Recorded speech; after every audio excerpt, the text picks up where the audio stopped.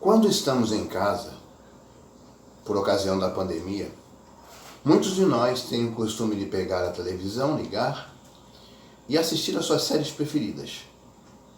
E uma dessas séries que mais fez sucesso no mundo inteiro, que faz sucesso, ou melhor, no mundo inteiro, é A Casa de Papel. O que essa série tem para nos trazer de lições na nossa vida cristã? É interessante notar que aquilo que Deus quis estabelecer como norma de vida para os seus filhos e que valem eternamente, são regras fixas, porque o homem é o mesmo homem. O homem que estava nas cavernas, o homem que construiu a arca, a pré-diluviana, pós-diluviana, geração abrâmica, noética, todos os seres humanos, eles têm os mesmos problemas e as mesmas soluções.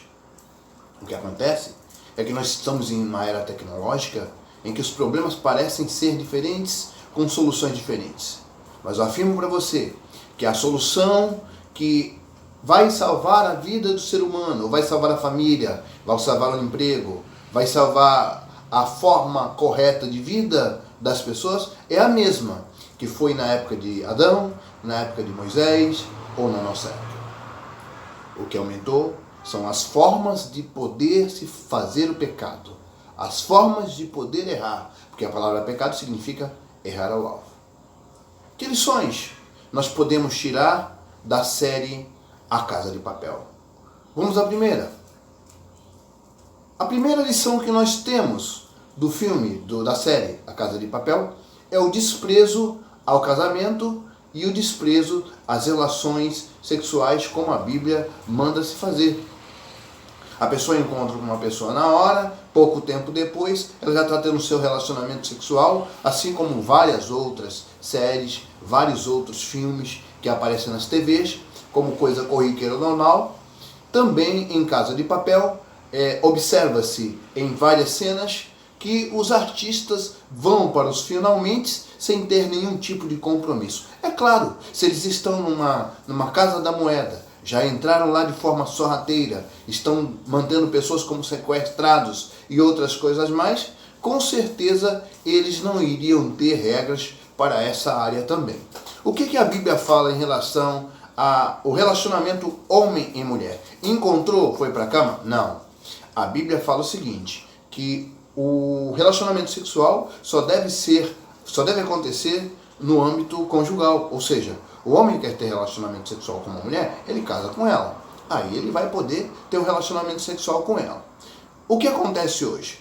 Inclusive dentro da igreja, tá? Dentro de muitas igrejas, a regra já não é mais a regra bíblica. Ou seja, o rapaz começa a namorar com uma moça e aí já vão para os finalmente e depois o casamento é só para corroborar aquilo que aconteceu lá atrás. Não. A ordem está sendo inversa. Primeiro, namoro. Depois, noivado. Depois, casamento. E após o casamento, o relacionamento. Na série A Casa de Papel, assim como vários outros filmes, assim como na vida de vários cristãos, essa regra não está sendo cumprida. E o que acontece? Prejuízo. Como prejuízo? A pessoa vai e tem um encontro e vai para os finalmente antes de ter um relacionamento corroborado por Deus ou ali dentro da fé. O que vai acontecer? É claro que tudo que começa errado termina errado. A Bíblia fala que o salário do pecado é a morte. Por que tantos casamentos acabam em pouco tempo? A morte do casamento significa começar o casamento errado.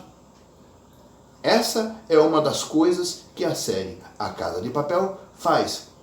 Nós temos vários e vários exemplos de homens e mulheres, exemplos rotineiros, exemplos modernos, de homens que começaram sua vida de forma errada e por isso acabaram de forma errada também. Então, esse é um dos temas, é uma das lições que nós temos na Casa de Papel, ou seja, o desprezo à união que Deus estabeleceu para homem e mulher.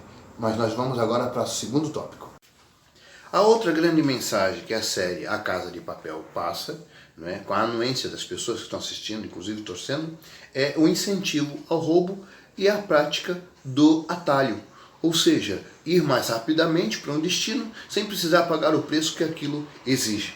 Ou seja, ao invés de trabalhar, eu vou roubar. Ao invés de esperar anos e anos para ter meu carro, para ter minha casa, para ter minha vida estabilizada através do meu trabalho, não, eu vou roubar, eu vou assaltar. E a gente que está em frente à televisão, o pai e a mãe, né, que está vendo a série, com o seu filho do lado, está passando que mensagem para o seu filho e para a sua filha? Que o roubo é lícito, que o roubo pode... Aí você pode falar, mas isso aí é uma diversão, é só um passatempo. Tudo bem, se é um passatempo, por que você não pega um filme bíblico? Por que você não pega uma série bíblica para passar mensagens boas para o seu filho?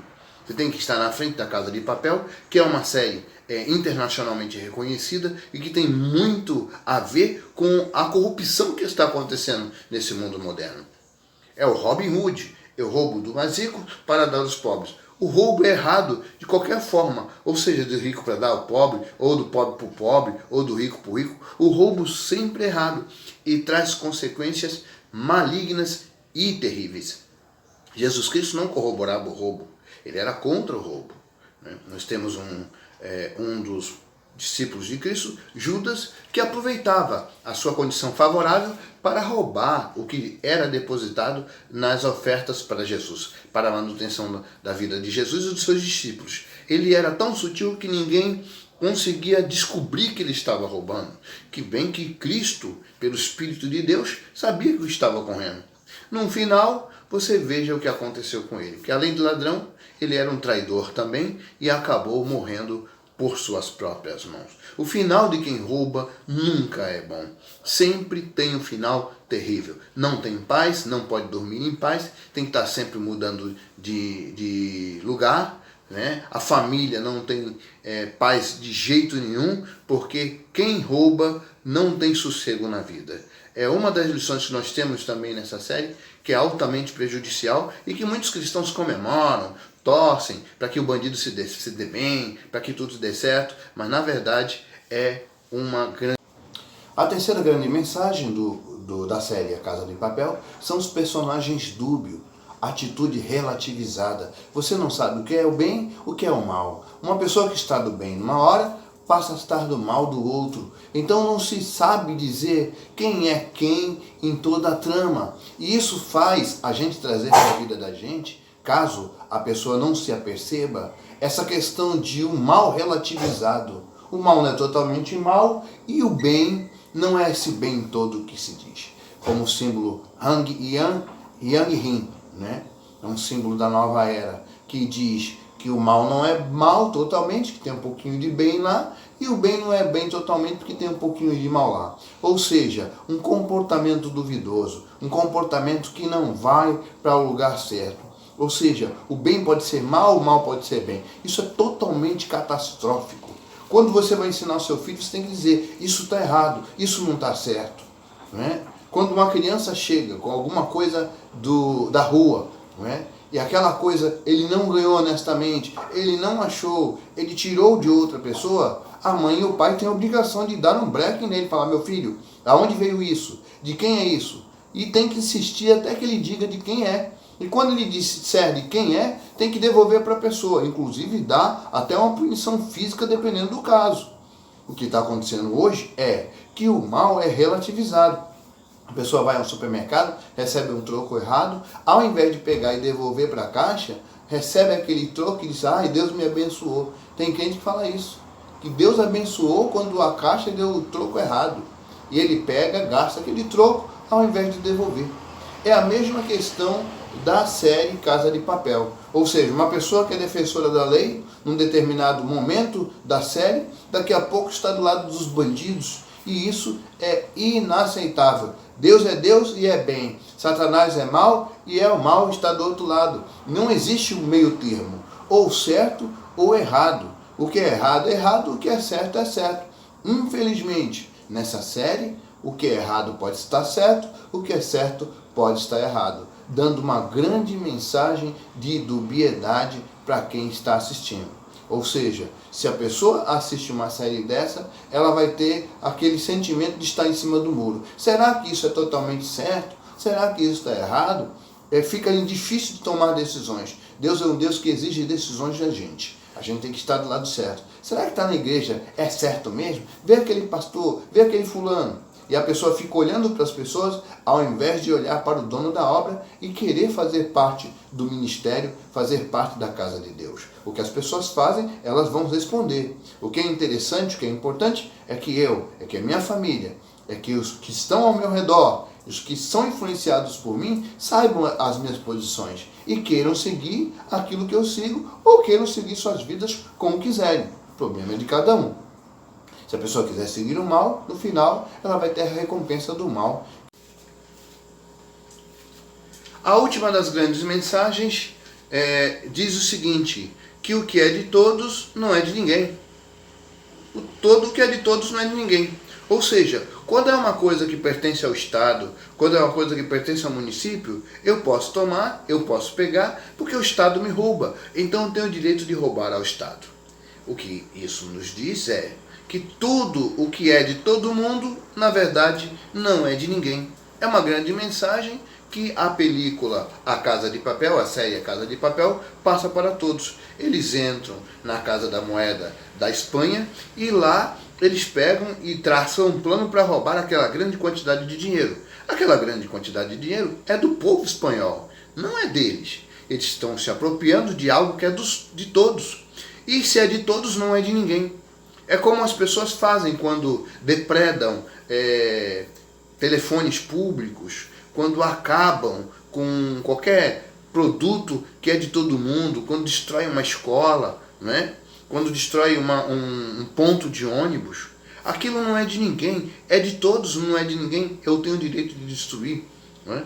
Picha o muro, né? Faz outras coisas desse tipo assim, destrói o patrimônio de uma igreja ou de algo que pertence a várias pessoas ao mesmo tempo. Então isso é altamente prejudicial. É uma das lições que está dentro dessa película e que é tão mal influenciadora de quem assiste esse tipo de filme.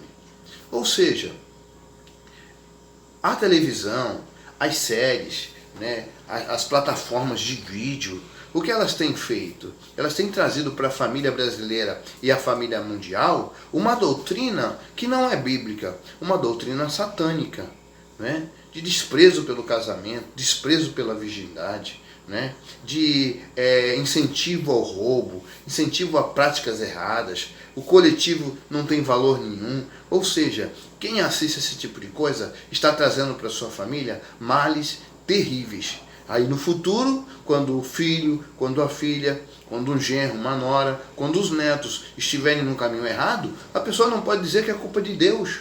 Porque a estratégia da repetição é uma estratégia que Deus determinou para que o povo de Israel fizesse aos seus filhos. Olha, repita a palavra de Deus para ele, coloque na testeira, põe na entrada da cidade, escreve com letras grandes, fala de manhã, fala de tarde, fala à noite, repete constantemente. Essa é uma técnica da repetição que Deus determinou para os seus filhos, para que as crianças, para que os jovens tivessem definições bíblicas de como se comportar. O diabo, aproveitando essa técnica, coloca todo dia na televisão, despreza a virgindade, casa, não precisa casar, vai para a cama, pega esse dinheiro, rouba, isso, trafica. E as pessoas vão se adaptando e vão se conformando com o mundo, ao contrário do que diz em Romanos 12. Entre em contato com a gente, se inscreva no nosso canal no YouTube e também compartilhe aqui no Facebook, tá bom? Muito obrigado e até a próxima, se Deus quiser.